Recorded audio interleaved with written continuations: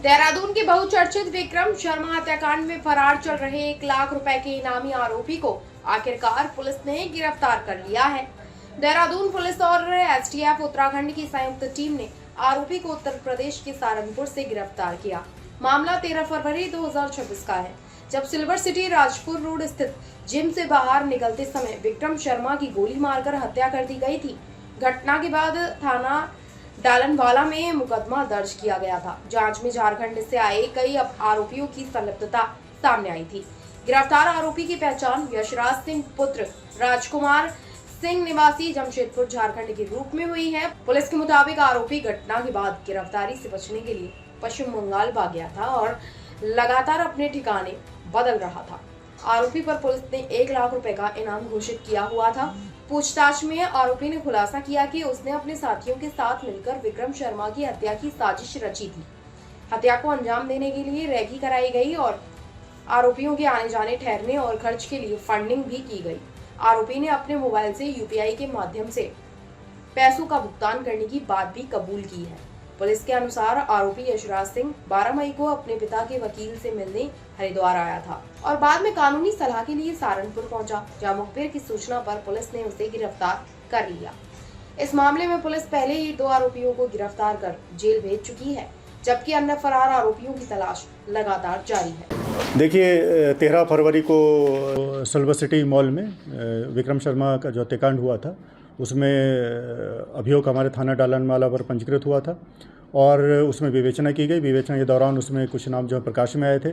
उसमें पहले ही हमारे द्वारा जो है 2 अभियुक्तों को गिरफ्तार कर लिया गया, जो कि न्यायिक अभिरक्षा में निरुद्ध हैं। इसमें 6 लोगों के नाम और प्रकाश में आए थे।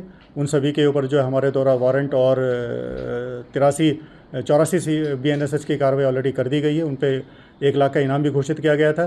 तो इसमें पुलिस के द्वारा अथक प्रयास और मेहनत किए जा रहे थे। हमारी टीम लगातार जमशेदपुर, बिहार और अन्य राज्यों में लगातार दबिशें दे रही थी। जो बाहरी राज्यों की एसटीएफ है और वहाँ की पुलिस, उससे भी हमारे द्वारा संपर्क किया जा रहा था। इसमें हमारे द्वारा लगातार अथक मेहनत और प्रयास का नतीजा है। इसमें एक अभियुक्त जिसका नाम यशराज है, जो कि मूल रूप से जमशेदपुर का ही रहने वाला था, उसको पुलिस के द्वारा अरेस्ट किया गया है। पुलिस और एसटीएफ की संयुक्त टीम के द्वारा उसको अरेस्ट किया गया है। उससे जानकारी करने पर पता चला कि ये मूल रूप से जमशेदपुर का ही रहने वाला था और उसके द्वारा टाटा नगर जो रेलवे स्टेशन है, वहाँ पर चिप्स या बिस्कुट वगैरह वो रेलवे में सप्लाई का काम उसके द्वारा किया जा रहा था। और जब इसे पूछताछ की गई तो ये बताया गया कि जो विशाल है, जो कि इसमें एक जो शूटर था हमारा, उसके संपर्क में ये था, उससे जानकारी की गई और विशाल और अन्य लोगों के साथ इनके द्वारा जो है विक्रम शर्मा को ठिकाने लगाने का प्लान बनाया गया था। पहले योजना उसको नोएडा में ठिकाने लगाने की थी, लेकिन वहाँ पे सफल नहीं हो पाए। और फिर एक इनका जो व्यक्ति था, जिसका नाम की अंकित है, जिसने सारी रैकी की थी और यहाँ रह के सारा लॉजिस्टिक्स वगैरह प्रोवाइड करवा रहा था, तो उसके संपर्क में सभी लोग आए, इनका प्लान वगैरह बना और फिर इसके तहत 13 फरवरी को इनके द्वारा इस घटनाक्रम को अंजाम दिया गया। यशराज से पूछताछ की गई, इसका रोल क्या था, तो जानकारी ये पता चली कि एक जो अभियुक्त आकाश था, उसके द्वारा उसको फ़्लाइट के टिकट इसके द्वारा करवाए गए थे। साथ ही जो होटल में वो हरिद्वार में रुका था, उसका सारा खर्चा इसके द्वारा उठाया गया था और साथ ही साथ उसको नगद भी पैसे इसके द्वारा दिए गए थे। साथ ही साथ जो स्कूटी और मोटरसाइकिल जो हरिद्वार में इसके द्वारा रेंट पर ली गई थी, उसका भी फाइनेंस इसके द्वारा पेटीएम के द्वारा किया गया था। ये सारी चीज़ें इससे स्वीकार कर ली गई हैं।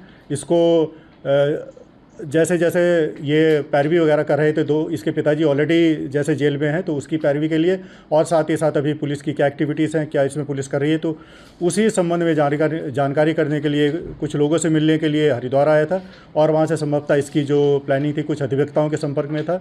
सहारनपुर गया हुआ था ये अधिवक्ताओं से संपर्क करने के लिए, अपने पिताजी के लिए पैरवी करने के लिए और ख़ुद के लिए भी।